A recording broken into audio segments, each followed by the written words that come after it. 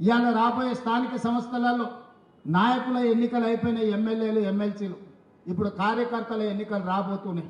కార్యకర్తల ఎన్నికల్లో ఎవరైతే కష్టపడతారో, కార్యకర్తలను కష్టపడి ఎవరైతే గెలిపించుకుంటారో వాళ్ళు తిరిగి నాయకులుగా రాష్ట్ర స్థాయికి ఎదుగుతారు. అందుకే ఈరోజు పార్టీ నిర్మాణంలో భాగస్వాములు కావాలి. స్థానిక సంస్థల ఎన్నికల్లో పార్టీ కార్యకర్తలను గెలిపించుకోవాలి. అప్పుడే పార్టీ బలోపేతం అవుతుంది. పార్టీ బలోపేతమైతే రెండవసారి కాంగ్రెస్ పార్టీ తిరిగి అధికారంలోకి వస్తుంది.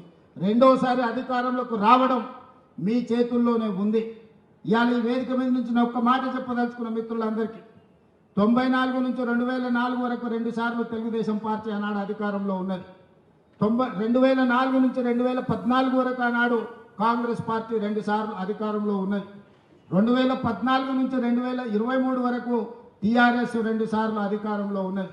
2023 నుంచి 2033 వరకు 10 సంవత్సరాలు కాంగ్రెస్ పార్టీ తప్పకుండా అధికారంలో ఉంటుంది. ఈరోజు ఎవరెవరైతే పార్టీ కోసం పనిచేస్తారో ఈ 10 సంవత్సరాలలో మిమ్మల్ని కాపాడుకున్న బాధ్యత పార్టీ తీసుకుంటుంది.